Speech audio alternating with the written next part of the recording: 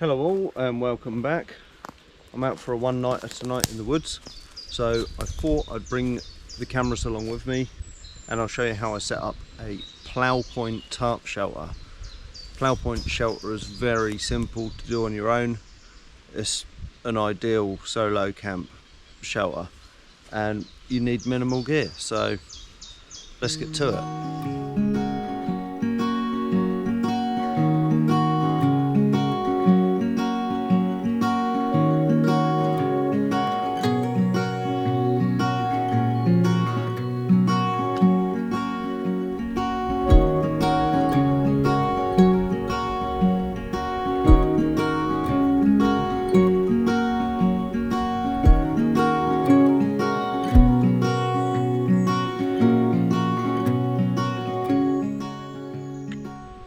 Okay, I found one of my usual spots here. So what I'm going to do is I'm going to do a fixed point plough. So what I'm going to do is tie one end up to this branch poking off the side of this oak tree, and that's going to be up in the air. Then I'm going to bring the other end down here and put it into the floor down here, and then I'm going to bring the edges out, and hopefully we'll see a nice plough point set up in this gap somewhere soon. Okay, so what I'm going to do is I'm going to lay out my tarp on the floor.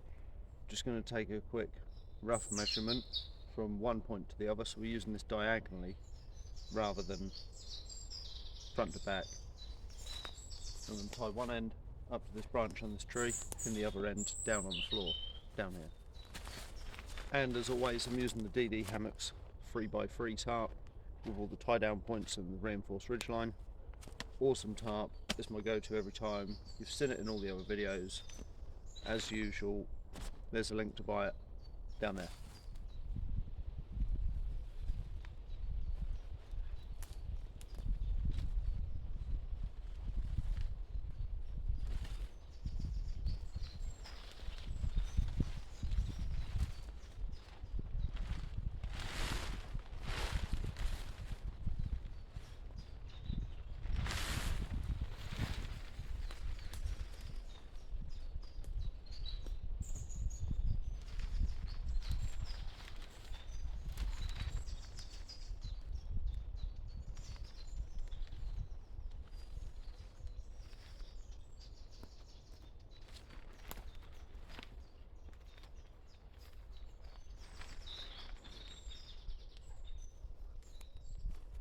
So I've got the tarp laid out, one end and the other end. So what I'm going to do is pin the far end into the ground, and then I can lift this other end up, tie it to the tree.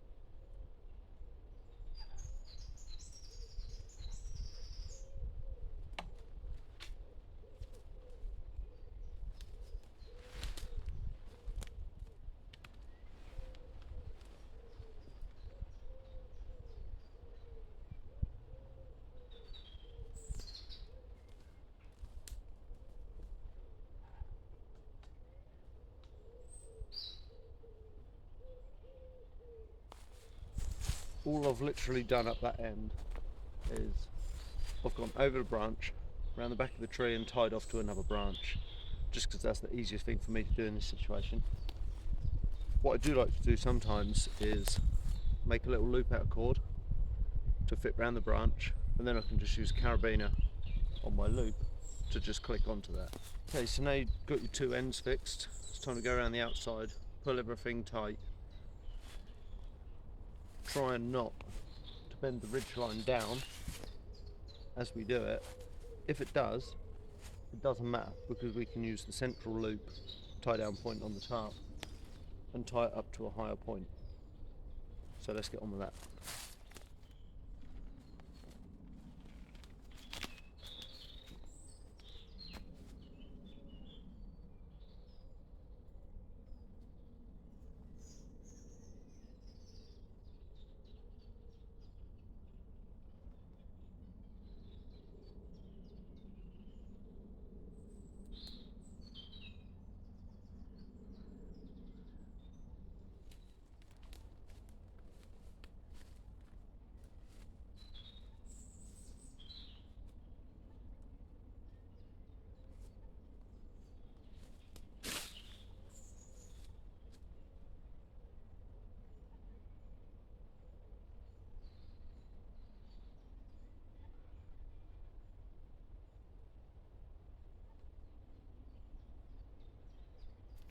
Curtains here, we've got each end pinned out, top fixed down, bottom fixed down.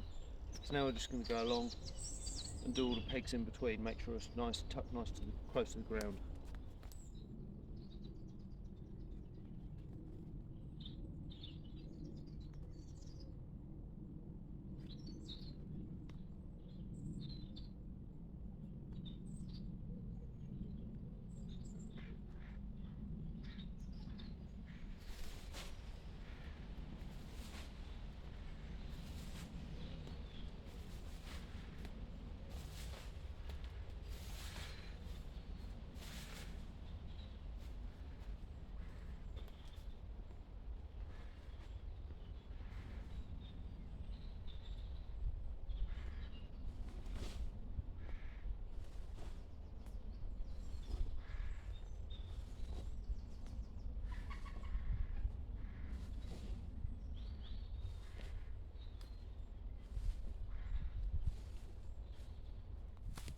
So I've gone around and pegged all the outside, and then what I've done is I've just took some of this loose stuff on the ground and I've kicked it up against the edges.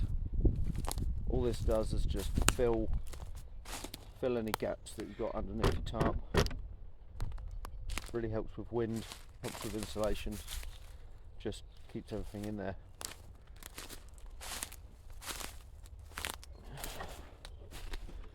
And here it is inside. Let me set this up.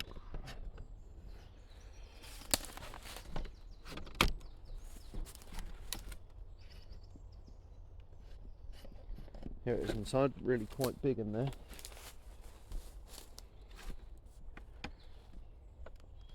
I understand it's pretty hard to visualise how big that is on a video, but what I'll do is I'll get my sleeping mat in there and then you can see the size of it. So there you go, my little ground mat that I sleep on is in there. That's 6 foot long.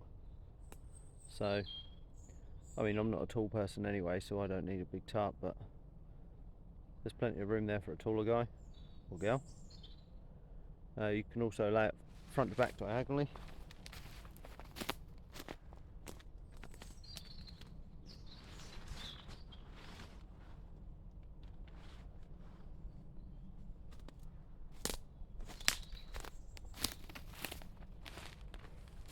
Again, plenty of room in there.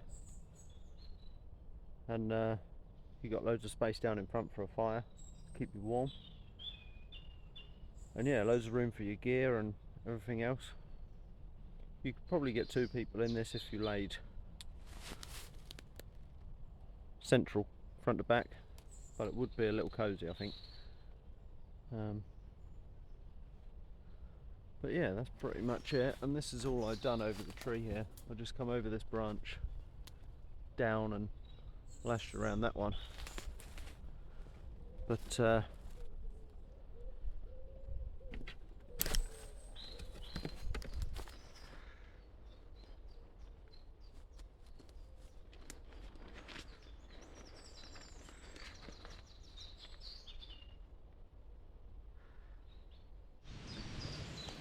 okay, so you know what I said about trying not to sag your ridgeline? Well, guess what?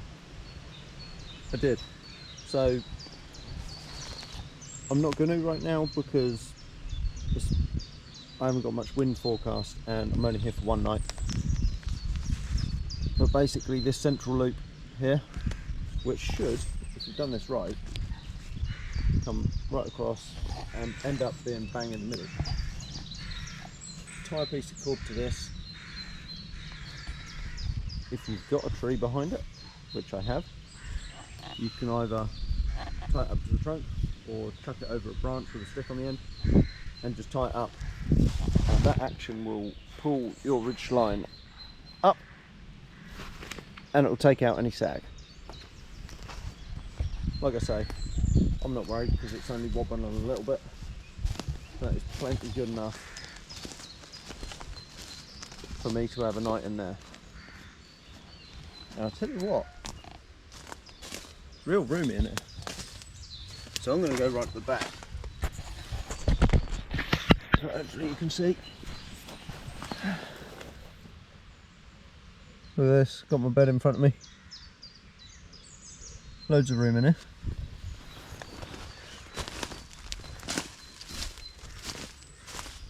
So I'm not going to take this down right now because I'm staying here for the night. But what I'd like to say is just remember, whenever you're out camping, whether it be wild camping, stealth camping, or camping anywhere else on someone's land, you must remember to practice leave no trace. So leave the place exactly as you found it. If you've moved some leaves on the floor, kick them back in place. If you've had a fire, make sure it's out and make sure you can't see any sign that it was ever there.